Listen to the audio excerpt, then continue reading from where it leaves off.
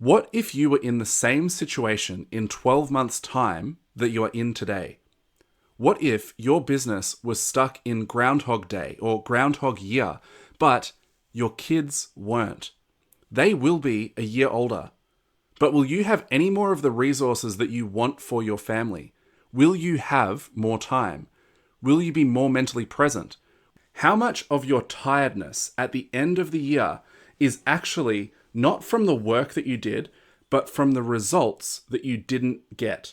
Imagine that you are feeling as spent as you are right now, but there was an extra $150,000 in your bank account. In a strange, weird, odd way, that would feel completely different, wouldn't it? We don't get defeated by effort. We get defeated by a lack of reward. Remember, failure was part of the objective of entering the gym this morning. Are there things in your business that are worse off for having you involved in them? How can I use my business as a way to be there for my family more? Those outputs can only be reined in and intentionally developed or directed by managing the inputs. Forced us eventually to take over 2 years of our life to dig out of just to get to zero. You don't have the things from the places you haven't gone to. Treat yourself like someone you are responsible for helping. The flies come for the poo, right? There's a push-pull effect with all of your marketing, and it needs to be pushing away the customers that are not a good fit and drawing in the ones that are. Hey, welcome to all of you, bandits and chilies. This episode is called Groundhog Year, the real reason you didn't hit your goals. If you're listening to this episode around the time that it comes out, it's near the end of the year, your cleaning business is as busy as it gets if you're in the Southern Hemisphere, and you're trying to keep up with everyone wanting everything done before the world ends on December 25th. In the midst of all of that, you're planning for Christmas, for the holidays, for your well-earned end-of-the-year break, but underneath it all, maybe there is this niggling unease. How has this year ended already? Shouldn't I be better prepared for next year? Shouldn't I have a plan or a budget or something? Did I hit my goals this year? Like, I'm scratching my head. What were those goals again? Wasn't there some New Year's resolution that I made a month or so back? Oh, that was 11 and a half months ago. Good grief. Now, maybe you've had a really good year, and maybe you stuck out your plans, and maybe you even have a really good solid plan for the next 12 months. But perhaps behind the fast-paced wrap-up to the year, you have a fear that you're ignoring. What if nothing changes? What if nothing changes? What if the business is in more or less the same position as it is right now in a year's time? What if you are putting all of this work into growing your business with the vision that it better serves your family in some specific way, but instead the time is spent, the sacrifices are made, the bedtimes, the footy training and the dance recitals are missed, and in return, you are no closer to the vision of that goal, to the version of your business that allows you to have that extra profit for that big family holiday, that extra time, that extra mental bandwidth, that reduced stress, that house deposit, that magical employee that allows you to take a real step back and make it to more of the kids' milestones that you are feeling guilty for either missing or nearly as bad for being physically present but mentally absent at. Sit with that for a moment. Again, this is a really busy time of the year, so it can be easy to not sit with anything at the moment. You've got stuff to do, I get it. But this might be a genuinely scary thought for you. What if you were in the same situation in 12 months' time that you are in today? What if your business was stuck in Groundhog Day or Groundhog Year, but your kids weren't? They will be a year older. But will you have any more of the resources that you want for your family? Will you have more time? Will you be more mentally present? Will you have booked that trip or bought that home or whatever it might be? New Year's resolutions can be a bit of a cliche, but even if you don't take it that seriously as a time marker, it is a pretty hard one to miss. It serves as a reminder that another year has gone by, and so you've got your "you are here" marker in the stream of time, and when you compare that to your "you are here" marker in terms of your business's goals and your family goals, it can be a wake-up call. For a lot of people, New Year's resolutions or goals in general are kind of like dreams. It's nice to daydream and to think about these things that might happen. But what about the flip side? What is the cost to you if you don't hit your goals? Myron Golden says that the most expensive thing in your life is your knowledge gap. if you don't know how to make $1 million next year, then every year that you don't know that, it's costing you $1 million. If you have things that you want to achieve for your family, what does it cost your family if you don't achieve those things? And again, worse yet, what is the cost of the sacrifices that you make in an effort to hit those goals? And what happens if you see no reward?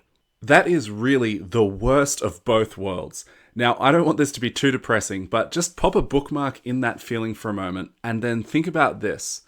What is your relationship to sacrifice like?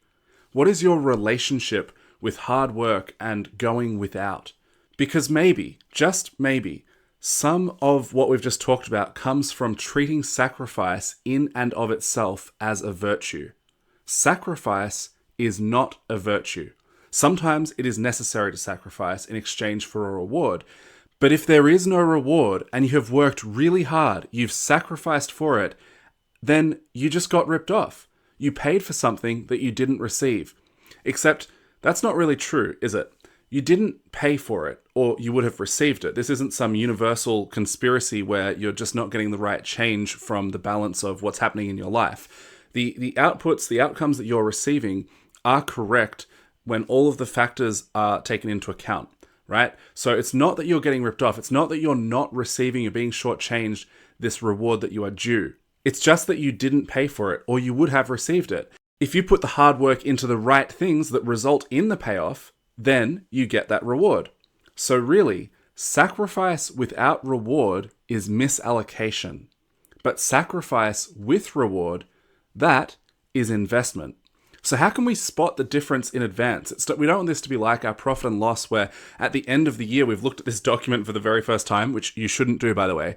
But at the end of the year, you look at it and you go, oh, wow, I lost all this money. When did that happen? Or wow, I made all this money. Where is it? Instead, we want to know this in advance and we want to know this as it's happening rather than just being reactive to the news of what has already happened when it is now too late to change anything about it. So how can we spot the difference in advance? The thing that gets a lot of people into trouble, and I have fallen into this trap myself many times, is mistaking effort for progress. You don't get a participation trophy. Being busy has nothing to do with your ability to succeed. One of the biggest misconceptions about growing a cleaning business is the idea that you need to work harder in order to make more profit. This is a tricky and treacherous little falsehood because, like all of the best lies, it is partially true. Profit can be the direct result of hard work, and there is probably some hard work required between where you are and where you want to be. But the thing is that the effort required is just one factor. Where that effort is exerted is critically important. I've mentioned this on a previous episode, but there are businesses that are doing twice as much as you, or that have 5 times, 10 times as much revenue, 27 times as much profit as your business is producing. And the owners of those businesses, each individual, they all only have 168 hours in their week, just the same as you. So they cannot be working 2 times, 5 times, 10 times, or 27 times as hard as you. That just isn't possible. Yet sometimes, even when we know this stuff, we can fall into that trap and think, if I just work harder, then... Another trap that people fall into is not changing what isn't working or what isn't serving you. As humans, we default to inaction. We're creatures of habit. Not making a change feels like the neutral choice, but it isn't. Imagine these 2 scenarios, right? You've got like a Netflix subscription or something, and they charge you $15, $20. I don't know how much Netflix is these days. They charge you that per month, right?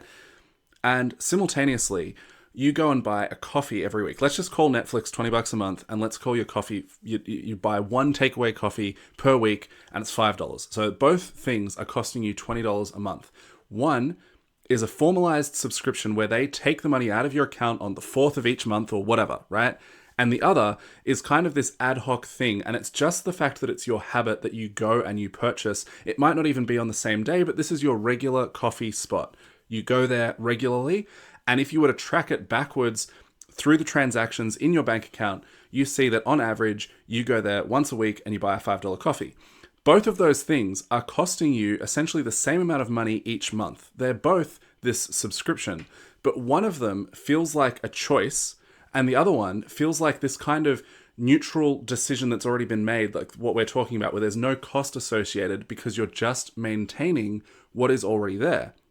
The way that that reflects itself in the reality of your finances is the same. So when we think about inaction, defaulting to inaction, not making changes, not rocking the boat, not doing anything different, we think of that as being neutral. But it is actually already costing us or making us whatever amounts it is costing us and making us in each element of our life. This is the culmination of all of the systems that we have going on in different areas of our life, and they are all acting as assets and liabilities to our life in the production that we get at the end of the day, end of the week, end of the year, as like the profit and loss or the bank balance of the results that we get, the outputs of our life, whether that's fitness, energy, finance, family relationships, whatever. It's all there. It's all like that. And again, we can feel as though those inactions are neutral decisions, but they just fundamentally are not. They're no different than making a new decision each and every time. But that would be really taxing on us. Imagine if you couldn't, like psychologically, you could not put any of these things in the completed, done pile. We couldn't close any of the tabs. Every time that you had any subscription, you had to manually renew it. You had to manually pay for everything. You had to manually decide every single meal, every single habit that you currently have, all of these heuristics or shortcuts in your mind about decisions that you've made and patterns that you've fallen into. They all serve us because it allows us to expend less bandwidth energy on the things that we're already doing. We have these patterns of behavior, and they've obviously served us well in the sense that you are still here to be served by them, right? They've kept you alive to this point. You've probably got a roof over your head, right? So things are going well in some sense, but our entire brain structure and psychology is geared towards maintenance. It's geared towards more of the same because the same is what has brought us this far. But each of those things, whether it's a habit, whether it's a subscription, whether it's this background thing going on that we're not even aware of, they are not neutral. All of them act as pluses and minuses on each area of our life that they touch, okay? So, bit of a rant, I know, but the point that I'm driving towards with all of that is that we are creatures of habit, and not making a change, it feels like the neutral choice, but it isn't. Each time we just wait and see what one more year brings, the effects compound.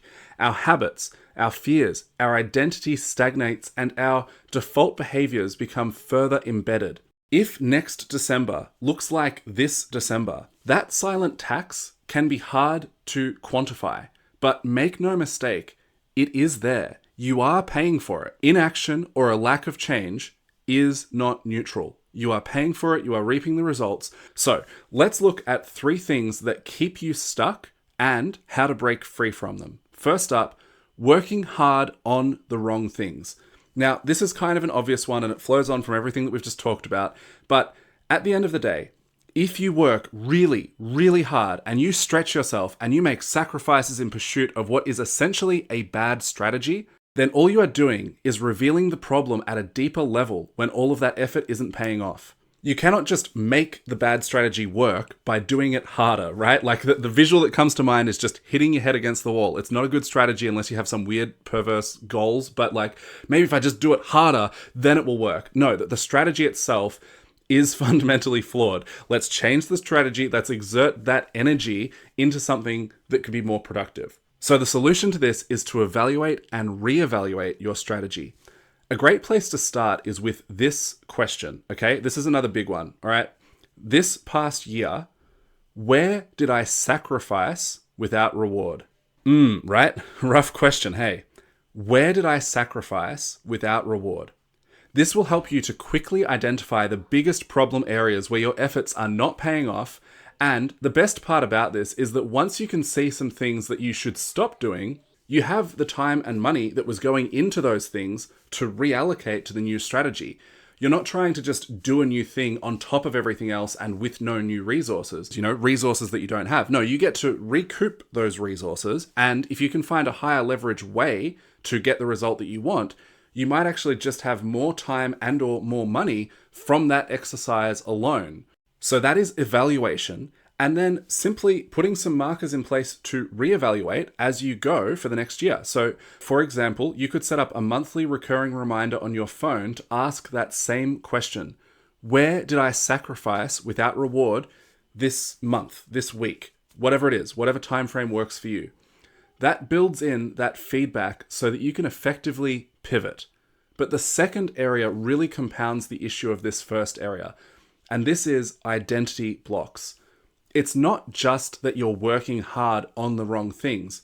It's also that you see yourself as the kind of person who does the things that you do.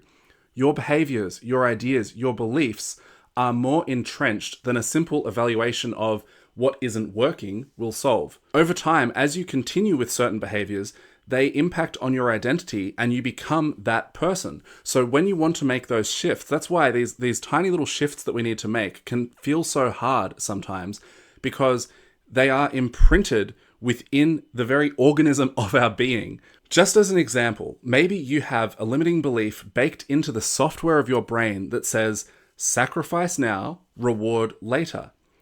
These limiting beliefs can be so tricky because it sounds so reasonable.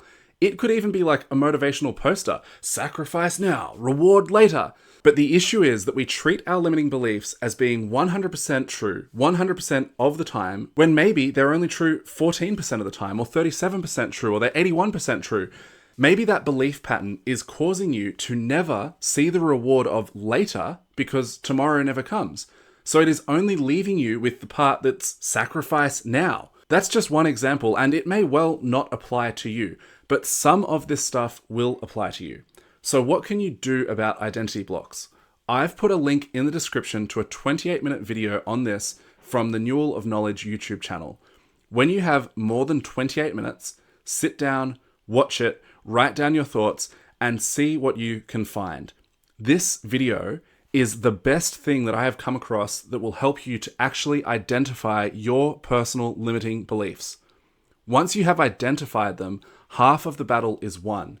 Also, it is no coincidence that we cover this in detail one-on-one in the Freedom and Profit Quest. Because in pursuit of massive changes with regards to the way that your business can serve you and provide you with more time and more profit, this stuff represents a huge portion of the obstacle between where you are and where you want to be. This stuff really matters. Right now, there are 11 free spots left. So go and secure your free Freedom and Profit Quest, link in the description. Okay, so that is working on the wrong things and identity blocks. The last thing that we're going to look at here is isolation. Working intensely on your own business is inherently isolating, because when you personally get deeper into your business, or even your area of your business, you have all these nuances and struggles and wins and knowledge that you gain from that experience, but you did it alone, and you can't share the full depth of all of that with someone else. Even if your spouse is your business partner and you work on the business together, you will still have these parallel and non-overlapping experiences. That's fine. It's just the nature of it. But also, because you are your own boss and you have this completely unique lane that you are in, it can lead to a lack of accountability, structure, and external perspective. So what can you do about that? Well, build some of that in. Find accountability, structure, and external perspective. Jump into our free school group, link in the description, and use it as a place to call your shot or a sounding board for ideas and struggles. In my paid program, we have a one-on-one ACEs call, which stands for Accountability, Clarity, Execution, and Strategy. It's like you are trekking through the jungle, and once per month, you find a tall tree to climb. You elevate your perspective, you can see more clearly where you've just been, where you are in relation to your goal, and then you can course correct so that when you climb down, you have a renewed clarity and a calibrated strategy that you can execute with accountability. So here's a question for you to add to your goal setting and New Year's resolutions. What am I going to leave behind from this year? What won't I carry forward? What am I done tolerating? Because maybe it's the weight of some of those things that is inhibiting your ability to reach your goals. Maybe there is a part of the old you that needs to be left behind to make room for the new version of you that is the kind of person who does the kinds of things that gets you the kinds of results that you desire. Here's another question to think about. How much of your tiredness at the end of the year is actually not from the work that you did, but from the results that you didn't get. Imagine that you are feeling as spent as you are right now, but there was an extra $150,000 in your bank account. In a strange, weird, odd way, that would feel completely different, wouldn't it? We don't get defeated by effort. We get defeated by a lack of reward. Think about a marathon runner crossing the finish line, or a boxer as the referee holds his glove in the air. They have just spent all of the effort that they had. But we don't call that moment defeat. That moment is victory. Same for you. You're not tired of the hard work. You're not afraid of more of the same. You're afraid of another year where nothing changes. A great way to start the new year is with a Freedom and Profit Quest. Book your free spot via the link in the description. We will work together one-on-one to build your custom 12-month map and identify how to better leverage your efforts so that your business can give you more profit and more time. Don't let this year be another year of marginal gains or stagnation. Don't let it be Groundhog Year. Make this year the year where your business actually starts serving your family the way that you want it to. That's it. Have an awesome day. Make someone else's day awesome. I love you just the appropriate amount, like take whatever is weird and then take a healthy step backwards from that line. That's exactly how much. If it's weird, you're the weirdo. Catch ya. Bye.